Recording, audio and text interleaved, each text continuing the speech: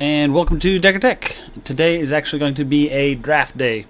A couple things going into this. I know this will be a longer video, so in the description I'll have a time codes for all the different games in case you want to switch. Skip ahead to either the deck creation. So we'll record everything. We'll do the draft section, the deck creation, and then all the games. So I'll have a list of the times just so that you can jump ahead if you want to skip any of this. But other thing is we're going into this with the mindset of rare drafting. We are trying to build our collection, so I have a list in front of me of all the rares that we have 4 of. The way that Arena handles rares in draft is if you draft a rare you already have 4 copies of, you get a 20 gem rebate, which is not as good in my mind as just a random rare in the same set, which is what you do opening a pack.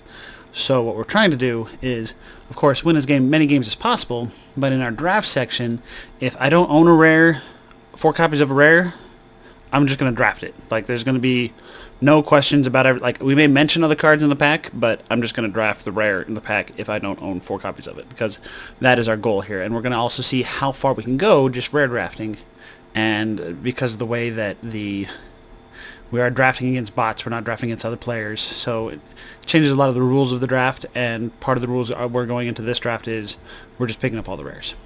Anyway, one last thing. Reason we're doing this, we're doing ranked Theros Beyond Death draft. The reason we're doing ranked and the 750 gem is because this is the best. Normally packs are 200 gems a pack. If we get 0 wins, which is highly unlikely, I like to think, we get 4 packs and 50 gem rebate. So basically we get 4 packs for 700. So we got a 100 gem discount. Just like if all you did was buy packs, open them all up like this, and then not even play the matches, just forfeit. As long as you're not drafting rares that you already have, this is cheaper than just buying packs. And then at 3 wins, which is breaking even, we're getting 4 packs for 300 gem rebate. So 4 packs for 450 gems. We're basically getting them for half price. And of course, with all events, if you go 7 all the way wins, then you're paying for your next one. So anyway, let's go jump into it. Yes. All right, rare. We do not have 4 of these, so we're picking it. Things of note. Annex, but that makes you want to go mono red. Ooh, Destiny Spinner. This one of the strongest uncommons in Theros Beyond Death. It's a 2-mana 2/3 that has late game effects. It's enchantment based. It's like, if I hadn't already told you that we're going rare drafting and I just hadn't mentioned that, I probably wouldn't mention it. I'd just pick the Destiny Spinner and be like, oh whoops, by the way, Destiny Spinner, fantastic. Other things of note in here, nada. Boop. But we're picking the rare. We might not play it, but we're just picking it. No rare left. Rager, so Rager would be really good for an aggressive. We can play a red-black or a red-green, either pump spells or lots of removal, and just get in for Rager damage continually. Typhon is a really good end game, but I'm not really worried about picking that up right away, because a Typhon could fit in a Rager deck. A Rager might not fit in a Typhon deck. Really late game. This one can be interesting just because it's got the 1 mana ability, so I can get in for damage. I would say if I weren't picking the Rager, which I think I'm picking, I would go the Nyx Herald. Nyx Herald is just an overall decent card. Rager is very risky in the deck that we play him, but we're going to try see if we can make a Rager deck. Annex goes pretty well in a Rager deck because the Ragers come back as 4 power creatures, and sometimes they have to kill themselves, and you can actually left with a Satyr. So we're probably going to go an aggressive, at least red deck so far. We're going to keep our options open for the entire first pack, but Rise to Glory, it's double colors, so it's very picky about what deck it goes in. 4 mana 3/3 that sometimes get bigger is doable. I like it better than a 4 mana 4/4 that can't block half the time. Not really anything that's pulling us out of the colors. Daybreak Chimera can be cheap, but a 5 mana 3/3 flyer, like, flyers are legit. So it's somewhere between the Daybreak Chimera and the Mogus. Nothing else really trades well for its card scheme. Naiad of the Hidden Coves is good if we have a lot of instant speed stuff we're trying to hold up. So these two are good for the instant speed decks, which are not really going per se. I like the Trickster just because we're not picking another color, but my favorite card to pick right now is maybe the Mogus. But it's a very slow, like, it kind of allows us to attack in, because what happens if we have two creatures out, one of them being the Mogus, we swing in with both. We know that one's going to get blocked and killed, but the other's going to get through. We can do that. Whichever one gets blocked, we pay 3, sacrifice a draw card. But that's basically just trading like, it's a really slow tempo sort of thing. So we'll just go with the Trickster or the Cyclops because it's in colors. The Cyclops is kind of a greedy, risky one. 4 mana 4/4, but it sometimes can't block. So when we're behind, this is worse. When we're ahead, it's better. We'll get the Trickster. Okay, so in the Underworld Ragehound deck, pump spells are one way to get past. So pump spells are removal. So I could go, if I plan on going black, the Temple Thief is a 2 mana 2/2 that sometimes gets in for damage really well. Hero of the Pride, 2 mana 2/2 that we do pump spells on, and then a pump spell itself. So the question is, what color are we gambling on? We're not really sold on the Rager deck yet, but we're already in green for the Mantle. I'm fine doubling down on that, because the Mantle is very playable. So maybe we just go red-green. Gift of Strength. Timuret is a good reason to go black. So is the Libation. But I think we're fine with a red-green deck, unless our Pack 2 rare really pulls us away.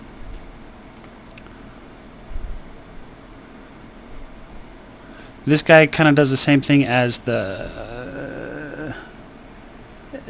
we can trade a creature in for damage with this by sometimes giving him Menace. Like, so it's not the +1/0 part we like, it's the Menace part. I don't know if Colossus that's a little too big for us, and we already have a Brute. The Forerunner's better. Rapid Flames can kill a couple creatures, but it's... the things it kills are normally the things that have escape. There's a green creature that has 1 toughness, a red creature have 1 toughness, both of them have escape, so probably not there. So it's probably the Forerunner, just given our team Trample is legit. We like 2 mana, 2 powers, so Skirmisher is exactly where it's at for us. This is better for if we have enchantment synergy and we need Trample. We'd rather make it so that our opponents can't block us and we just want to be aggressive. So 2 power, 2 cost creatures is one of our favorite things to do. I don't think we'd run 2 War Leaders. So it's War Leader or the Hunt. I don't think... we only have 1 Rager so far, so we might go to a more mid-range deck, in which case Omen might help us. But ramping in draft is really not that powerful, per se. I'll take the Omen, just because I don't think we're going to run 2 War Leaders. Thrill possibility is Flood Insurance, but a dead card until then. So we kind of already picked our colors, which I'm not normally a fan of, but we will just kind of accept that. Temple of Malice. I do not have 4 copies of Temple of Malice, so we're picking that one. If I wasn't picking that one, it would be... nothing really here is pulling me to other colors, so we'd still stick with red-green. and I'll do Price, Test, and Training just because it replaces itself, gives trample. And we have a little bit of Constellation synergy going on. Very little Constellation synergy. Mire Triton's a good one that is a 2-power 2/1 that also trades late game. Plummet or Warbrier's Blessing. The problem with Warbrier's Blessing is if our creatures aren't big enough. But we might be going pretty heavy. So these two are just, they're removal. So that's ways to get in our 2-power creatures. So we're going for those. Probably Renata or the Rage Hound. So the question right here is, are we doubling down on the get Rage Hounds in for damage? Rage Hound might steal Wheel. Might. Bots can be silly. So cards we're not really playing per se. Pretty heavy. I guess we can do it this way. Probably not playing Omens, or at least not both of them. I don't know. Omens would be, if we kept the Omens, that'd be a reason to go Colossus, but it's whether or not that gets removed easily. Right now we only have two 2-cost creatures.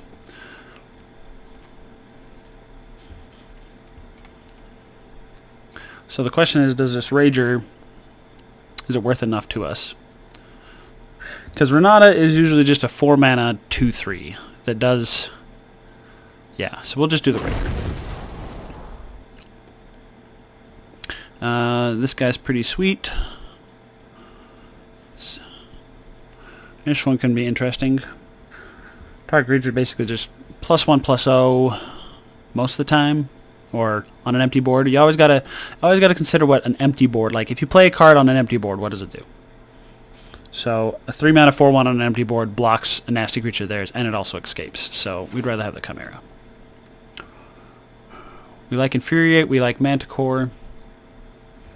How much enchantment synergy do we have so far? I think we just have the one Constellation creature.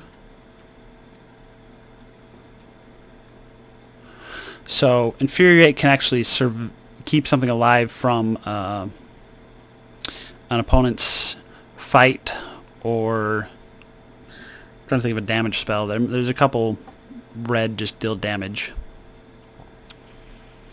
Or the Manticore. The Infuriate's more versatile, so we'll keep it.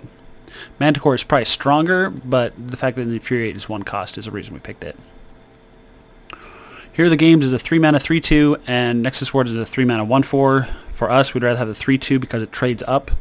1/4 can block a lot of things, can block more things, but can't kill more things.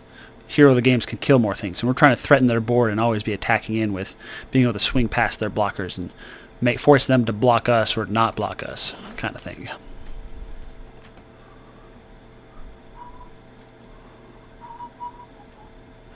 Revelers is only if we need to kill artifacts, really. A 3-mana 2/2 haste. So it's probably the 2-mana 2/1. So things we consider Rapid Flames. It does late game allow us to swing in past a heavy board, but we're trying to keep the board clear just through aggression anyway. 4-mana 3/4 is just not strong enough. Like I said, it does have the ability to up its power, but that's kind of it's a late mana dump, and we already have the Brute and the War Leader and stuff like that. So 2-mana 2/1, perfectly good for us. At the goal at the end of this, we want about 8 of these, just 2-cost 2 or bigger creatures.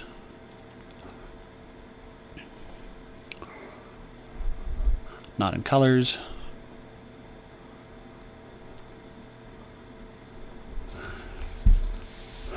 Now, Inspire Awe is a dead card to us if ever we're the aggressor. When we're defensive, it's a mostly dead card to us because all it does is stall a turn. It does scry 2 when it stalls, but it's not worth a whole turn just to stall the board state. So they make their board state better, and we do nothing. If we're playing best of 3, I'd probably bring in the Nexus Wardens just in case we go against another aggressive deck and we know that we can trade this 1/4 could block their Ragers. I might still do it anyway just because it could block Ragers. And we already have a Trickster that we don't really want to play with.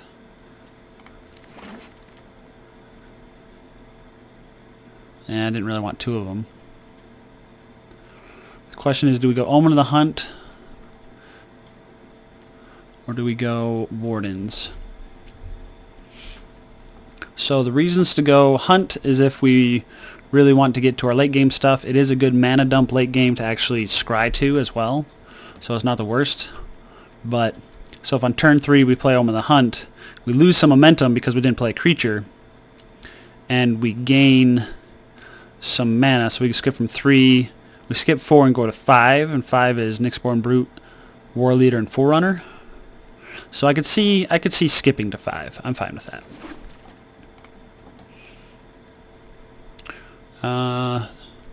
Unknown Shores isn't useful. Wings of Hubris, not my favorite, because we're trying to keep enough pressure from the very early game that we don't have to worry about cheesing in some extra damage. And at this point, if there's nothing in colors, uncommons are worth more for your vault than your commons.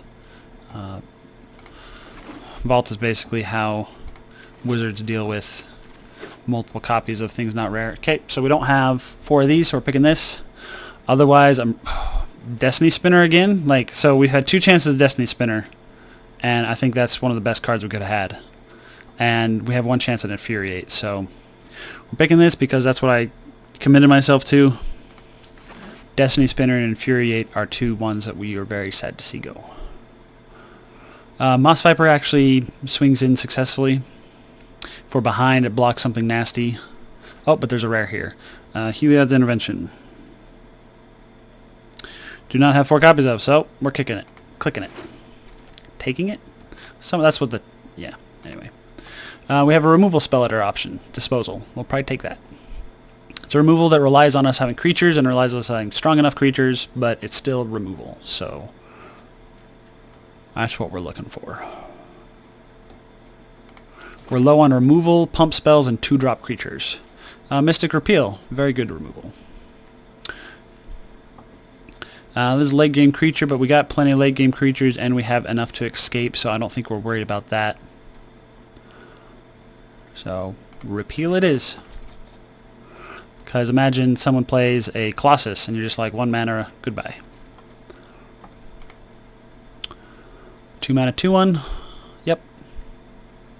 Nothing else in colors is worth anything. Nothing else out of colors is worth anything. Now, Hydra's Growth is an interesting one. If your opponent can't remove it, then you can basically win the game. If your opponent can remove it, you get 2 for 1. So, are we willing to try it? If we don't, it's Plummet.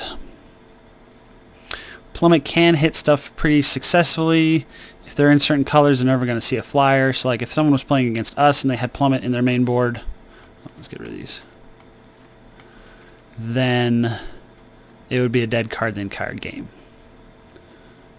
So, question is,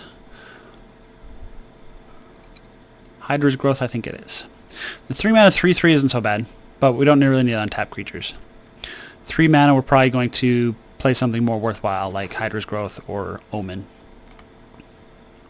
Return to Nature destroys an enchantment, very, very doable.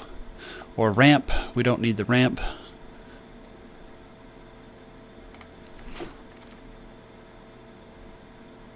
Aspect of the Manticore helps our 2-drops get through for damage. Because we swing with 2 2/1s, they have a 3/4, we put that on it, bam, the 2/1 kills the 3/4 and survives. Don't want any of these, so I'm just picking the uncommon for my vault. Because drafting on Arena is much different than drafting in person. That's a whole episode worth of discussion. Don't want any of them, so taking the uncommon.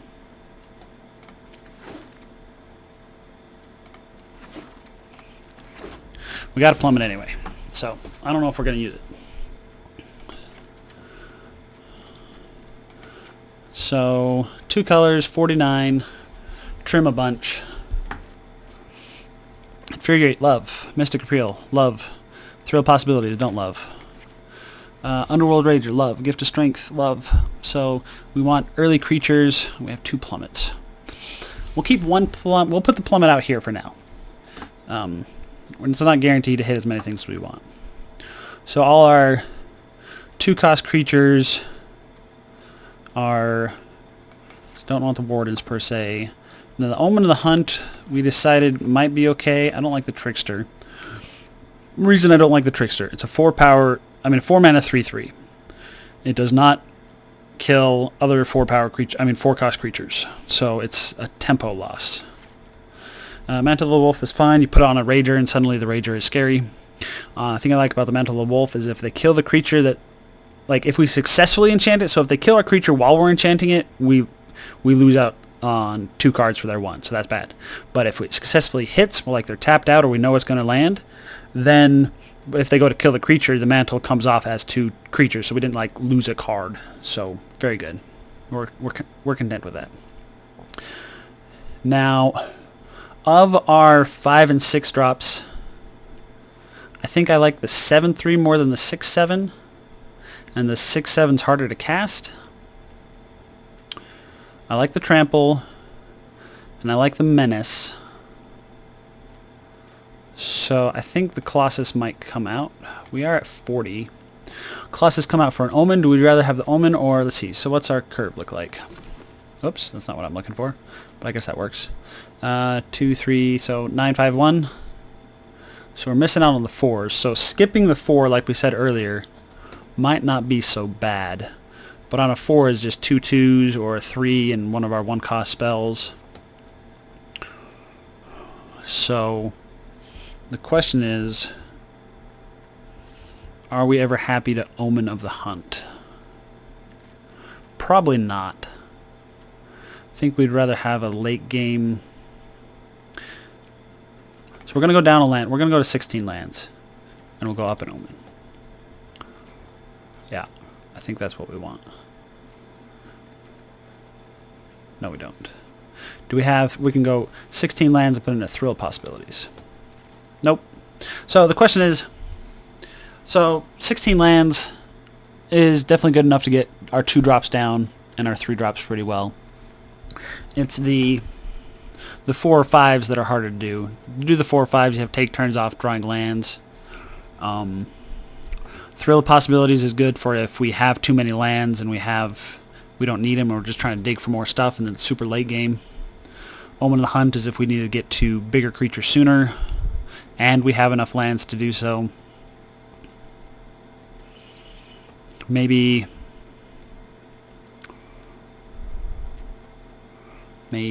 So we want as many threats as possible. Maybe just put in the Plummet.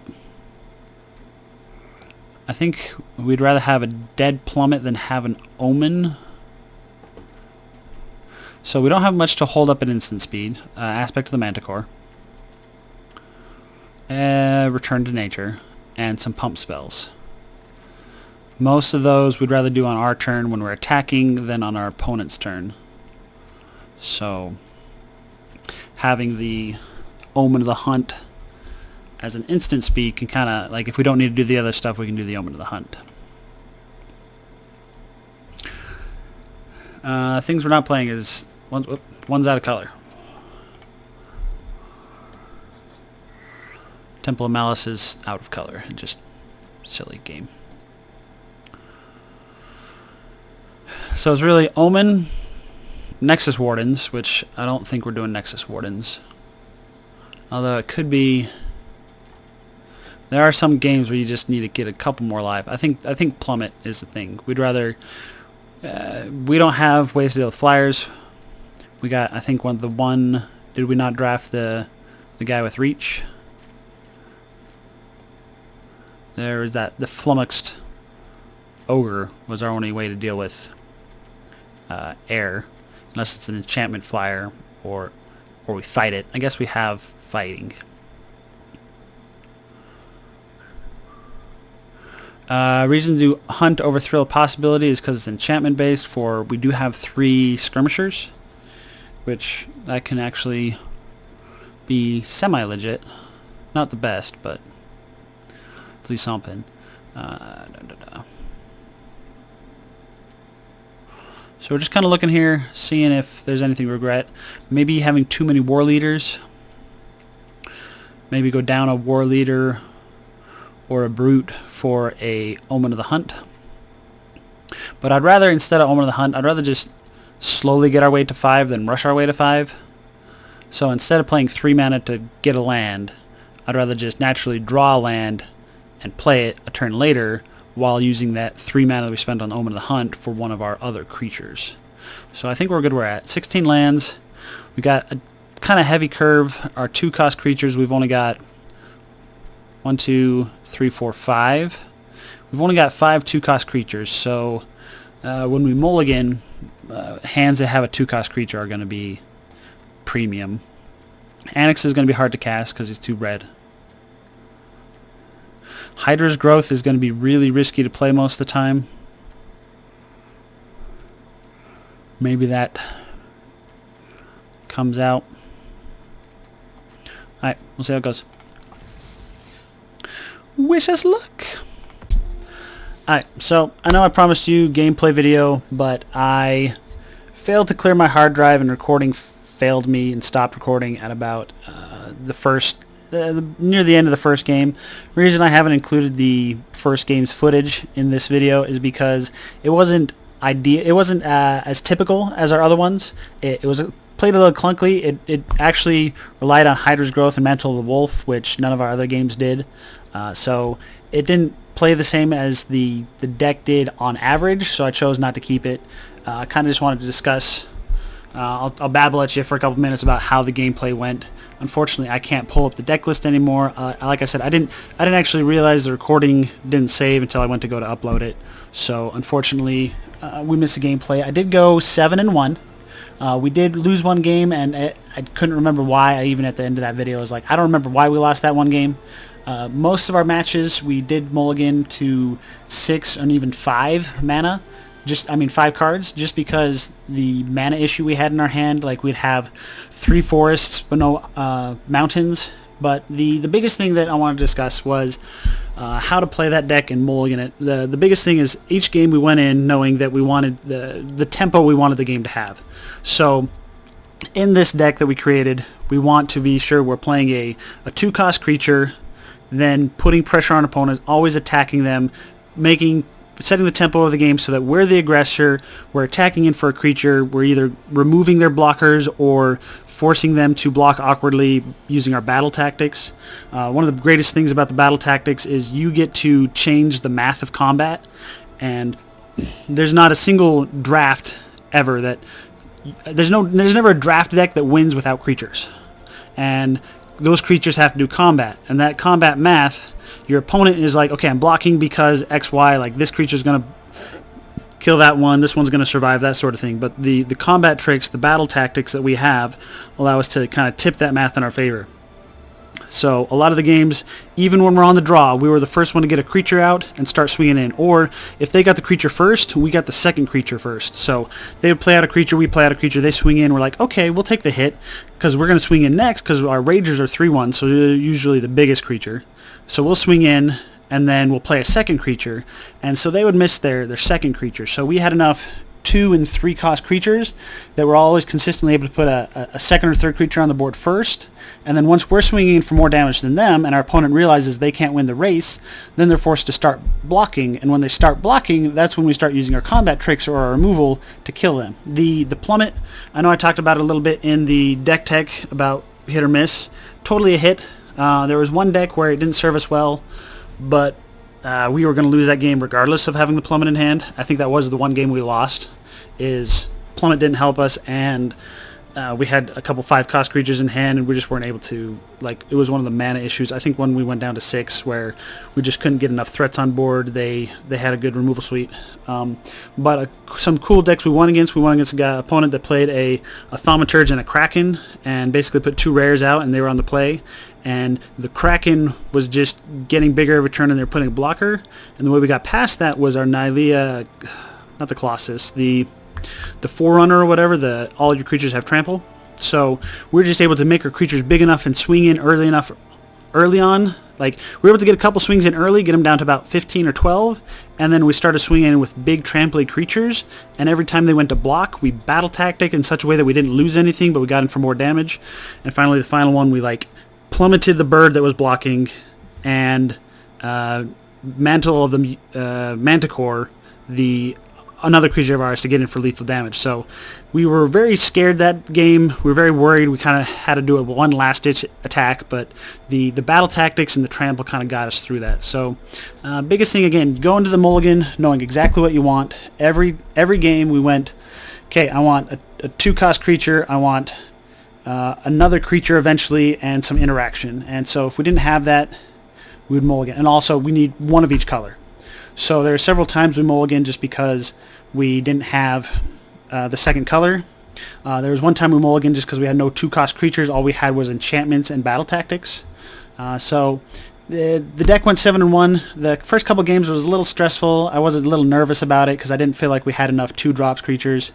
And if you remember back on the draft, the entire time I was like, man, I wish we had more 2-cost creatures. But the biggest thing is when we drafted, we rare drafted. We didn't pick up those 2 Destiny Spinners. Those 2 Destiny Spinners would have made this a 7-0, no problem. As it was, we went 7-1. We felt really good about it by the end. It was nervous going on early, but you just kind of got to trust into the tempo of your deck and how to play into it, and just kind of know how your deck is going to win and just play into that theme. Because there's a couple of games where I was like, well, I shouldn't swing, but I was like, but my only chance to win is swinging. So I gotta either bluff in this attack or I've got to risk this attack. And even if it feels a little less than ideal, it's still my route to victory, my win condition, and so I still got to take that chance. Anyway, thanks for letting me babble at you. I'm sorry that I didn't have the video recording. Like I said, I was super stoked by the end of it. We went 7-1, and I just technical logistic error. Unfortunately, we don't have it, but so you know that deck did go 7-1. We went against some pretty crazy decks, some pretty crazy starts on our opponents. One of them was even Rager. A Rager deck as well, but they just didn't have as consistent pressure as us. And we had an enchantment deck where they've had a Hydra's Growth and a couple other things on the chick that whenever an aura enters the battle, she makes soldiers. So there's a couple games where we definitely had to finagle our way. It wasn't an easy win every time, but the deck could go the distance, and we went 7-1. Anyway, peace, y'all.